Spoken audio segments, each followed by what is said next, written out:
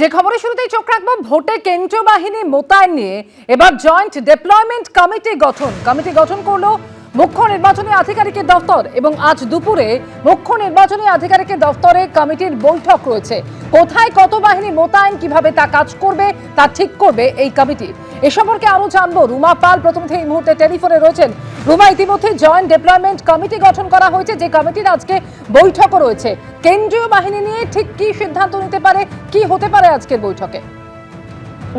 দেখো, জানিয়ে রাখি যে একদম 17 এপ্রিলের মধ্যে প্রায় 2000 কোম্পানি কিন্তু কেন্দ্রীয় বাহিনী আসছে, এবং সেক্ষেত্রে 1920 কোম্পানি আসছে। যদিও প্রথম দফায় থাকবে এবং দ্বিতীয় দফায় থাকবে 2500 করে কোম্পানি, এর আগে কিন্তু মুখ্য নির্বাচন আধিকারিক জানিয়েছিলেন। সেক্ষেত্রে জানিয়ে রাখি যে এইটা তোমার আজকে বৈঠক রয়েছে, কোথায় কত কোম্পানি থাকবে, কিভাবে মোতায়েন করা হবে, কিভাবে আসবে। কারণ 31 মার্চের মধ্যেই কিন্তু আরো 300 কোম্পানি আসছে, এবং ধাপে ধাপে এই কোম্পানি কিন্তু আসতে থাকবে। অর্থাৎ মাসখানেকের মধ্যেই কিন্তু প্রায় সব 2000 কোম্পানি কিন্তু কেন্দ্রীয় বাহিনী এই রাজ্যে থাকবে। কারণ অন্য জায়গায়, অন্য যে রাজ্যে অন্য রাজ্যে যে নির্বাচন রয়েছে সেটা শেষ হয়ে যাবে। কারণ অসমে নির্বাচন শেষের পরে অসম থেকে আবার বাহিনী আসবে, এবং সে সমস্ত বিষয় নিয়ে কিন্তু আজকে আলোচনা রয়েছে, বৈঠক রয়েছে। এবং অবশ্যই যেমন সিও থাকবেন, এবং সেরকম স্পেশাল অবজারভার এম কে মিশ্র রয়েছেন, এবং স্টেট পুলিশ নোডাল অফিসার আনন্দ কুমার থাকবেন, শালাব মাথুর রয়েছেন যিনি হচ্ছেন একদম সিআরপিএফ এর তিনি আইজি, গৌরব শর্মা রয়েছেন যেন স্টেট সিএপিএফ কোঅর্ডিনেটর। খুব স্বাভাবিক যে সবসময় কিন্তু একটা এটা হচ্ছে তোমার সেন্ট্রাল এবং স্টেট, তাদের সাথে কোঅর্ডিনেশন থাকতেই হবে। কারণ সিআরপিএফ এর ক্ষেত্রে যখন কেন্দ্রীয় বাহিনী মোতায়েন করা হয়, তখন কেন্দ্রীয় বাহিনীর সাথে সাথে অবশ্যই স্টেটের একটা কোঅর্ডিনেশন না থাকলে তারা কোথায় কত কোম্পানিকে কেন্দ্রীয় বাহিনী মোতায়েন করা হবে তা সম্পূর্ণ হয় না। সেইভাবেই কিন্তু এই বৈঠক রয়েছে, এবং এই বৈঠক কোথায় কত কোম্পানি থাকবে, কিভাবে মোতায়েন করা হবে সেই নিয়েই বৈঠক হবে। ধন্যবাদ রুমা। আর ভোটের প্রস্তুতি এবং নিরাপত্তায় কড়া নজরদারি নির্বাচন কমিশনের নির্দেশে আজ থেকেই থানা পরিদর্শন শুরু করবেন পদস্থ কর্তারা।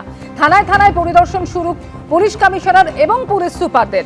অবাধ সুষ্ঠু ভোটের স্বার্থে কি করতে হবে ওসিদের তা জানাবেন সিপি এবং এসপিরা। কথা বলবো পার্থপ্রতিম ঘোষ এই মুহূর্তে আমাদের সঙ্গে টেলিফোনে রয়েছেন। পার্থপ্রতিম, অবাধ এবং সুষ্ঠু নির্বাচন করতে নির্বাচন কমিশন যে বদ্ধপরিকর সেটা বারবারই স্পষ্ট করে দিয়েছে, এবং কমিশনের নির্দেশ, সেই নির্দেশ মেনেই আজ থেকে থানা পরিদর্শনে যাচ্ছেন পদস্থ কর্তারা। ঠিক কি ভূমিকা হতে চলেছে তাদের? দেখো, সমস্ত এসপি এবং সমস্ত কমিশনারদেরকে একেবারে নির্বাচন কমিশনের তরফ থেকে যে নির্দেশ দেওয়া হয়েছে, এবং তারা যেটা জানিয়েছে কমিশনের উদ্দেশ্য হচ্ছে অবাধ এবং শান্তিপূর্ণভাবে ভোট করা। এবং সেক্ষেত্রে একবারে 6টা পয়েন্ট স্পষ্ট করে তাদের যে উদ্দেশ্য, সেই উদ্দেশ্যের কথা কমিশন জানিয়েছে সমস্ত এসপিদেরকে, এবং পাশাপাশি হচ্ছে সমস্ত কমিশনারদেরকে।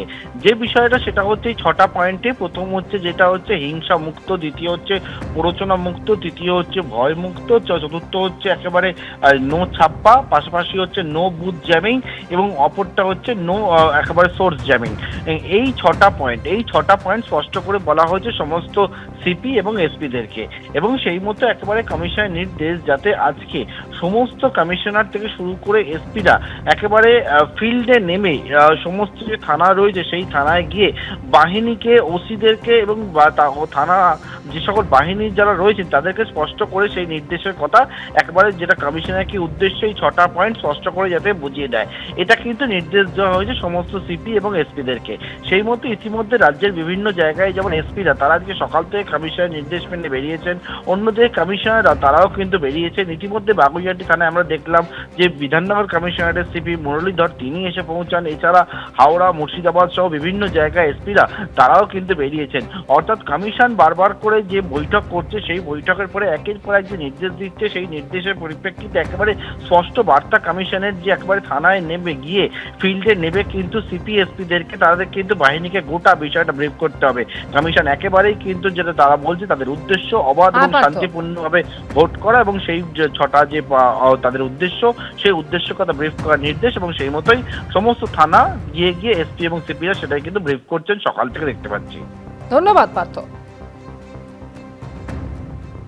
থানার ওসি এবং যারা অফিসাররা ছিল তাদেরকে প্রত্যেককে ওদেরকে বলে দেওয়া হয়েছে ইলেকশন কমিশনের এই 6টা অবজেক্টিভ আমাদেরকে অ্যাচিভ করতে হবে, এবং এটার ক্ষেত্রে আমাদের যা যা স্ট্র্যাটেজি, যা যা প্ল্যানিং করার কথা, যা যা স্টেপ নেওয়ার কথা সেটা আমরা ডিটেলে আলোচনা করেছি। এবং এসিপি ডিসিপি ওনারাও ছিলেন। থানার পুরো টিমটাকে এটা বোঝানো হয়েছে।